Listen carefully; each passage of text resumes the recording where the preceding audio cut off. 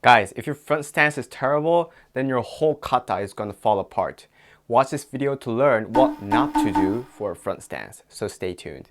Hi guys, I'm Yusuke Nagano from Karate Dojo Waku, and if it's your first time checking out my channel, this channel is on karate kata tutorials and kumite tutorials.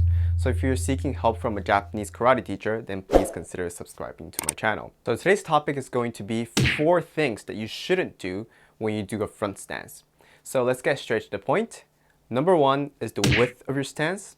Number 2 is the length of your stance. Number 3 is the usage of your front groin. Number 4 is the angle of your back toe. So, before we get right into the details, why do we do a front stance? Let's start there. I think the reason why we have a front stance is because, obviously, from the name itself, we want to deliver the energy forward. But it's not just delivering the energy forward, we deliver it with speed and power. Now that we know why we do a front stance, let's see why these 4 things is going to hinder your movement from getting that energy forward. Alright, so point number 1 is the width of your stance. What I mean by the width is this one right here. So why this is important is because if you don't have the correct width, then the center of your weight is going to move to the side. So let me demonstrate that for you. First, let's say your stance is this wide, right? And you're trying to move forward. Let's try to move forward.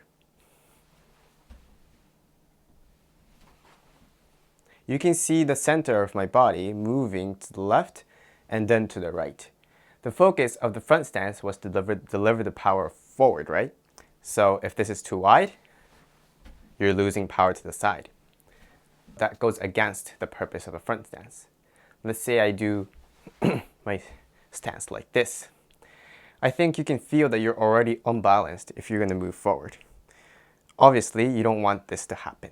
That's why the width of your stance is very important for the front stance. Point number 2 was the length of your stance, and what I mean by the length is this one right here.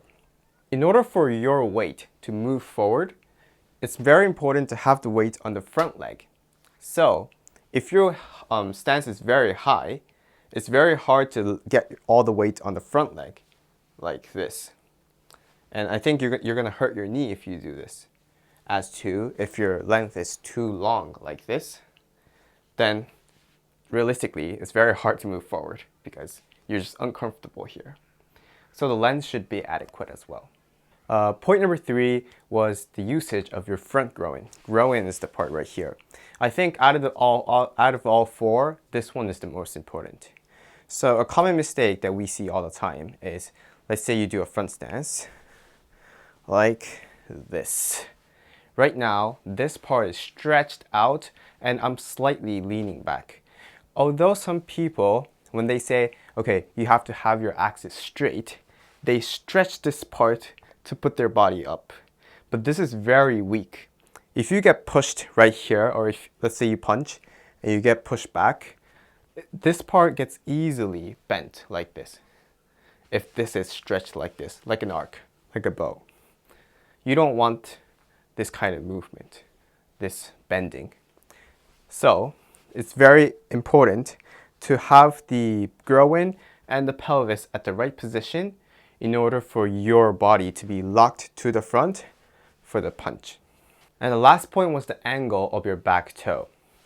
So this is the wrong position of your toes. See how my toes is facing the side?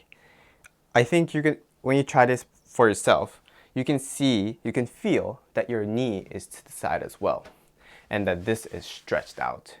It also leads to a third point as well.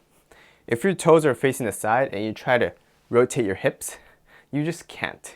You're going to hurt your knee, and by forcing it, you're going to hurt all the ligaments here. So, also, when you try to move forward, if your toe is facing the side, you're going to drag this like this. Or some people might just end up moving, keeping the toes facing the side. So this goes against the purpose of moving forward and delivering the power forward for a front stance. Well, then how do you achieve a good front stance and how do you practice it? Well, I'm going to be covering all the details in my group lesson this weekend, so please consider subscribing there. If you're seeing this video after the group lesson was live, don't worry, I have recorded the group lesson for you guys to see. So please sign up to the community and I'll have the link ready for you guys. And that'll be it for the video today. If you liked the video, please like it, leave a comment, and the question for you is, what kind of problems are you having with your kibadachi or horse stance? I'm going to be making a video about that very soon, so let me get your guys' questions, and so I can, put that in my next video. Hope to see you guys next time. Bye-bye.